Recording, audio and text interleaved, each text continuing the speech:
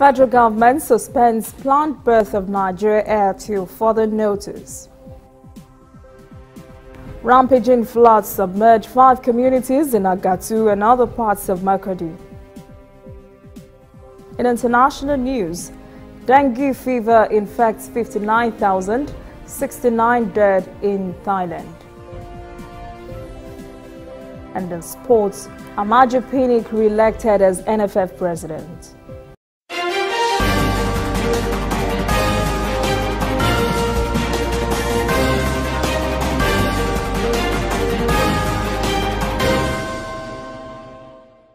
This is ANN News.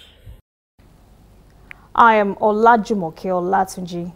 The Nigerian government has suspended the planned commencement of operations of the much-anticipated Nigeria Air. Minister of State for Aviation, Hadi Sirika, made this public but did not give any reason for the suspension.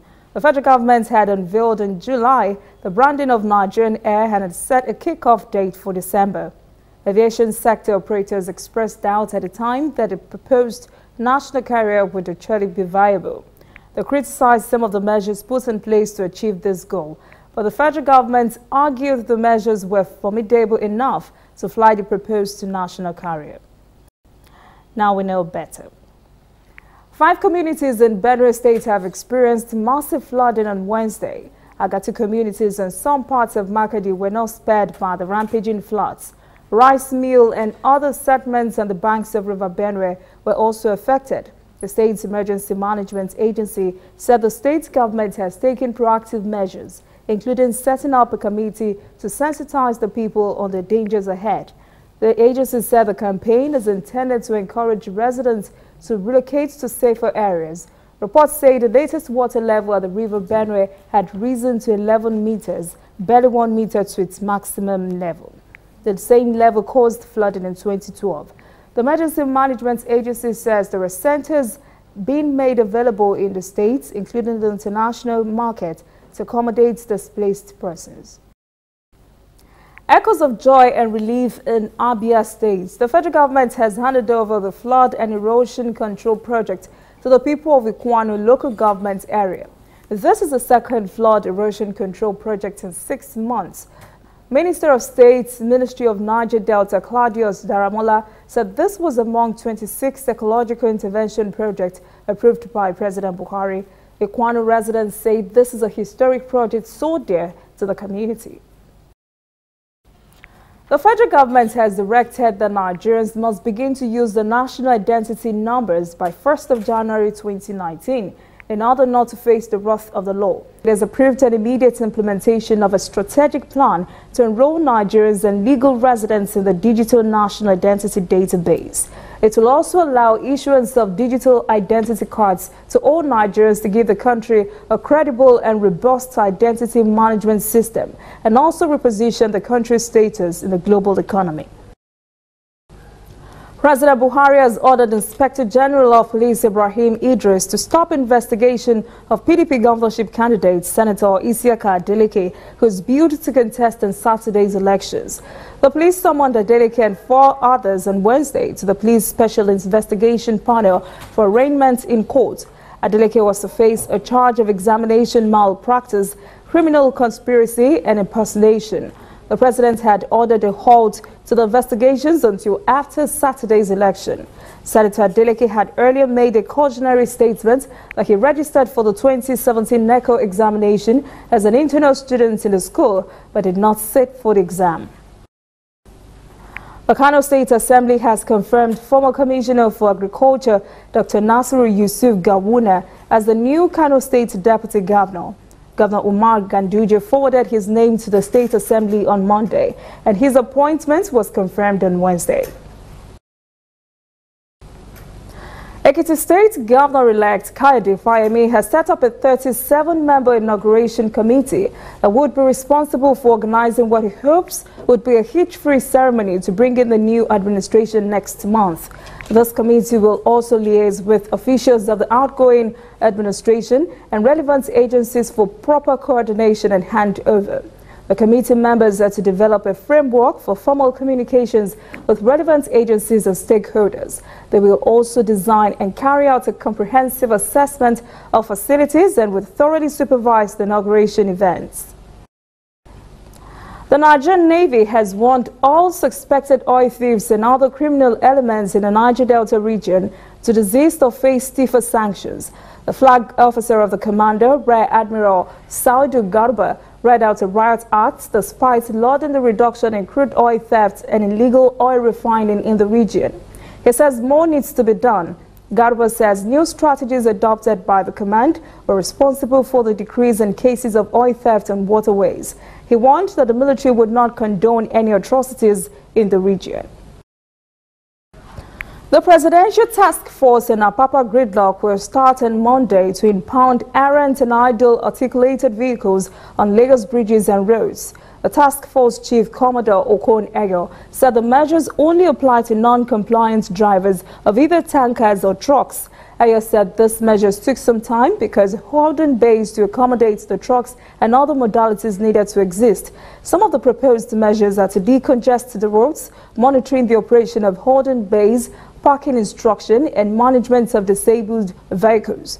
The meeting also addressed complaints of extortion, brutalism, preferential treatment, and ineffectiveness of the strategies by the Security Task Force and poor road network. The Debt Management Office, DMO, has dismissed claims that the Central Bank of Nigeria increased rates to attract investors to the Nigeria Treasury Bill auction. DMO also denied insinuations that the higher increased rates on Nigerian Treasury bills are due to fears of capital flight ahead of the 2019 general election. It says the rates on NTBs are not determined by the CBN or DMO. The rates depend on prevailing secondary market rates, their portfolios, needs and investment preferences. It means those rates are determined by demand and supply. NTBs are the federal government of Nigeria's short-term debt instruments issued regularly by the DMO through the Central Bank of Nigeria. Coming up, African stories. 27 drown as riverboat capsizes in DRC. And later, dengue fever infects 59,000, kills 69 in Thailand.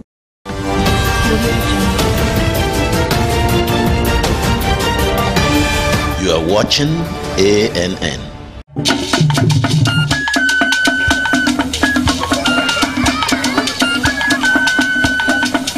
Are you sure you want to do this? Adam, go and bring us your husband. Okay, hello baby. We're in this together, okay? Can you hear me? Keep coming forward. Wait, stop. You okay, lean to your right. Keep walking down. Keep walking to the left. Yes. You're almost here. Keep going. You are here. Wow, you did it. I'm just so glad I didn't have to use my cane to do this. And I am so glad no other man got you before me. Let me be your eyes. We will never stop working to give you a network you can rely on so you can enjoy life's special moments. MTN, everywhere you go.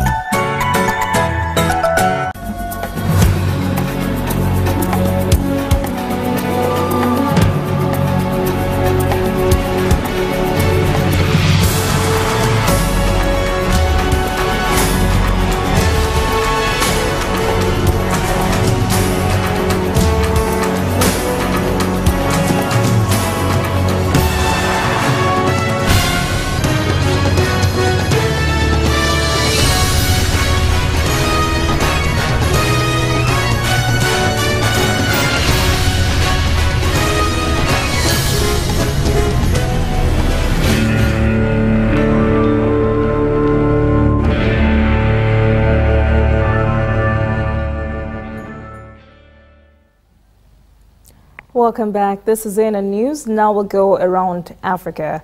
At least 27 persons drowned on Wednesday after a riverboat capsized on a tributary of the Congo River in the Northern Democratic Republic of Congo. A survivor says at least 60 persons, mainly traders and students, had been aboard the boat. Operators were blamed for overloading the boat that was already in poor condition and setting sail after dark. The Red Cross Africa Regional Chief says the latest deadly Ebola outbreak in Eastern Democratic Republic of the Congo presents complex challenges as long-running conflict hampers and efforts. Dr. Fatoumata Nafou-Traoré says Red Cross teams have resorted to training volunteers who enter no-go areas to carry out safe and dignified barriers, an essential technique to limit Ebola's spread. She says her teams at times limit their work to daylight hours to reduce security risk during night time. She says the dangers are an important impediment to aid operations. Earlier this week, the World Health Organization had counted more than 100 confirmed Ebola cases since the outbreak in North Kivu province last month. Massive amounts of plastic waste washed in from the seas devastating the coastline of Accra in Ghana, causing severe pollution to ocean animals, living environment as well as a slump in tourist arrivals to the affected beaches. Plastic bags and bodies have been littering beaches along Accra's coast, with tons of plastic waste being washed ashore every day. Dead ocean animals are often found amid the waste, but scientists believe in pollution caused their deaths. Fishes are dying from plastic pollution via injection. They take in this plastics thinking it is food and they are dying. And all these animals have their uses in the ocean to sustain their ocean balance and also for food as well for humans.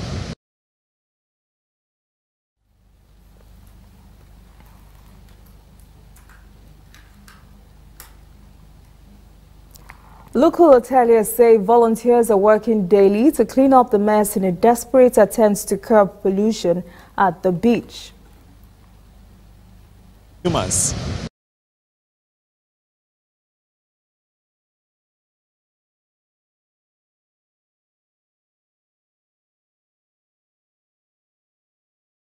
It deters people from coming here. You know, they read about it on social media. Oh, the beach is filthy. Why would they bother coming here? Why not go to some sort of a place with a swimming pool and no beach at all, that they don't have to be bothered about the pollution. The city of Accra generates 3,500 tons of waste every day. 10% of that is plastic. The city is only able to dispose of 1,500 metric tons of waste per day at its landfills. That leaves locals with no choice but to dump most of their plastic waste in the ocean. Accra lacks proper waste disposal facilities. The United Nations warned on Wednesday entrenched suspicion was clouding a newly minted deal between President Salva Kiir and rebel leader and former Vice President Riek Machar to restore peace to South Sudan. Head of the UN mission in South Sudan, David Shere, said trust is currently lacking in the September peace accord. Amnesty International has also accused the government forces of war crimes. Shere said there's need to see clear evidence that all the warring factions have the political will to stop the violence. The African Union has called on Italy's far-right Interior Minister Matteo Salvini to withdraw a derogatory comment he made last week, referring to Africans as slaves. Salvini's allegedly made the comment in Vienna during a row with Luxembourg's Foreign Minister Jonas Salban at a migration conference on Friday. An AU statement issued on Tuesday expressed dismay at Salvini's comments and says name-calling will not resolve the migration challenges facing Africa and Europe. But Matteo has rejected AU calls on Wednesday, insisting that his comment had been misinterpreted and that there was no need to apologize. It appears President Donald Trump's obsession with building walls has apparently gone global. Spain's Foreign Minister Josep Borrell said Trump currently suggested to the Spanish government it should build a wall in the Sahara to address migration crisis. Spain has experienced a surge in migration as more than 30,000 people have attempted to make the dangerous journey across the Mediterranean this year. Nearly 2,000 migrants have died attempting to make the journey across the sea to Europe so far this year. When we return, international news, thousands infected by dengue fever in Thailand. And later, Amaju Pinnick re-elected as NFF president.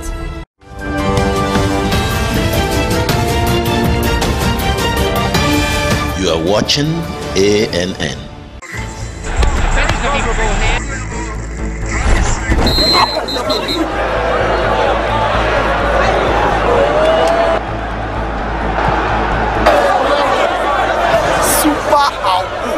MTN gives 2,000% bonus for reactivating your MTN SIM.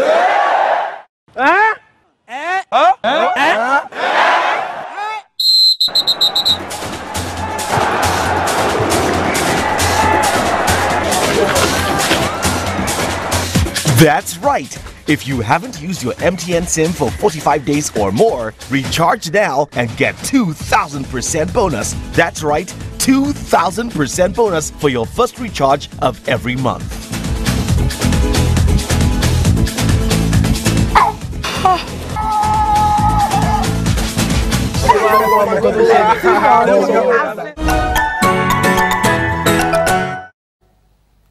Welcome back. This is ANN News. Now we'll go around the world. U.S. Secretary of State Mike Pompeo said he is ready to restart negotiations with Pyongyang with the aim of denuclearizing North Korea by 2021. Discussions between the two sides have stalled following a broad-stroke agreement made earlier this year. At this week's Inter-Korean summit in Pyongyang, Kim Jong-un had agreed to shut down a major missile launch site and a way to achieving denuclearization on the Korean peninsula. Pompeo said these important commitments have encouraged the U.S. to engage immediately in negotiation.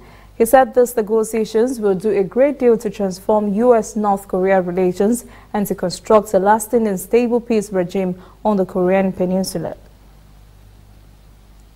Philippine officials say rescuers at the site of a landslide on the resort island of Cebu could hear shouting from beneath the rubble as they attempt to shift scattered pieces of rubbish and remains covering more than 20 homes. Chief Fire Superintendent Samuel Tadio says so far 4 bodies, including a 4-year-old child, have been pulled from the mud in Naga, south of the tourist beaches. Naga Police Chief Inspector Rodin Gilon Gonzalez said on local radio around 24 houses have been buried in the landslide, which followed several days of heavy rain. Thailand Health Department is reporting that more than 59,000 persons have been infected with dengue fever, 69 of whom have died from the disease. In the country's capital, Bangkok, the latest number of dengue sufferers is 6,000 with 5 deaths. 2 victims were from the slum of Rimbok Makassar, one of the most dengue-hit areas in the city. The sanitary condition in Rimbok Makassar is so bad, with a large amount of rubbish piled up there. Smelly wastewater have accumulated in low-lying areas, which provided a suitable environment for insects like mosquitoes to breed in the rainy season, intensifying the epidemic situation.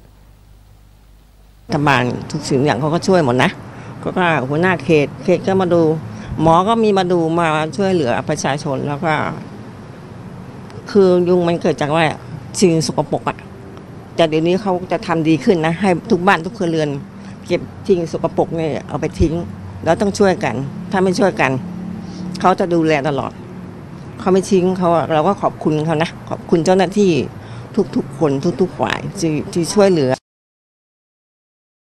Now, Bangkok's Disease Control Department has taken measures to hold back dengue from spreading by killing mosquitoes and eliminating accumulated water. The worst drought in living memory sweeping parts of eastern Australia, leaving farmers struggling to cope and many worrying about their livelihood. Much of southern Australia is experiencing severe drought after a very dry and warm across the southern half of the continent. ANN's Lucia Dayami reports. The drought has turned pastures into barren land. The country has reportedly lowered its wheat forecast by nearly 13% as the crippling dry weather has cut output from the world's 4th largest exporter of a 10-year low. And on top of that, the dry spell is also negatively impacting people's lives. Rodlin Swanborough lives in Morundi Town, New South Wales, one of the hardest hit states. He used to own a beautiful lush garden where other locals would gather and watch fish in the ponds. But now, many plants in the garden have died out and the pond had dried up. When you're living in that sort of environment, which you're not used to doing, that really is very confronting. Rodlin and the rest of the fewer than 900 persons who live in the rural town are facing critical water restrictions. That means no water gardens, cars and many other things. Can't wash a car, can't hose down our concrete or a veranda or anything like that. Even showers need to be kept to just 3 minutes. That is because Murundi is running out of water. The usually full dam has just 3 months left before it runs dry. And the town is not the only one facing severe problem. Murundi isn't the only town that's in crisis as well. So it doesn't just affect farmers, it affects every other livelihood as well. The worst drought in more than half a century have now spread to 3 states. It has turned once fertile land into dust bowls and pushed animals into areas where they normally wouldn't venture in search of water. Farmers are struggling to keep their livestock alive. Many are now forced to feed their animals that are no longer able to graze on the parched land. Burundi may have found a temporary solution to its water crisis, as drought-stricken communities are now receiving donations from other communities, but it won't last. That's a pretty serious thing to have happened, is to think that your water supply is subject to, perhaps drying up pretty soon. And with the usually hot, dry summer just a month away, the outlook for many communities here is grim. Lucy Adeyemi, ANN News. Up next, sports. Amaju Pinnick re-elected as NFF president. Stay with us. There is a new all-news network on the scene in Nigeria to give news from a purely news perspective and to promote free information flow across Africa. Fresh views, unbiased, bold, with a purely African view. African News Network, ANN, in a truly African spirit. Welcome back. This is ANN News. In sport, Amaju Pinnick has done it again. He has won a landslide victory in NFF presidential election on Thursday. He won 34 votes over his rivals Aminu Maigari with 8, Taiwo Gunjobi with 2, and Chinedu Okoye with no vote. 44 delegates from state football federations and other bodies, including coaches, referees associations, and players' union, participated in the election in Katsina State. Luka Piazza, FIFA representative, and Solomon Mudega from CAF were among international observers at the election. Pinnick is the first president of the NFF to be re-elected. South Africa is planning ahead of the crucial African Cup of Nations qualifier against Nigeria. Ticket prices have been slashed to allow more turnout, beating Nigeria 2-0 away in Uyo at the start of the qualifiers. Victory in Johannesburg could determine qualification to AFCON 2019 for Bafana Bafana. A big turnout of their fan at the FNB Stadium could spur another historic victory in the reverse fixture, being second right now in Group E with 4 points, same as leaders Libya after 2 rounds of matches. South Africa shocked the Super Eagles in June last year to record their first ever win over Nigeria in an official game. Well, I'm sure Super Eagles will be ready for a tough match. That's it in news this evening. Thank you for joining us. For details on these and other stories, visit our website, tnnafrica.net. Conversation continues on our social media platforms, Twitter, Instagram, and Facebook at TNN Africa TV. I am Olajumoke Olatunji. Have a great evening.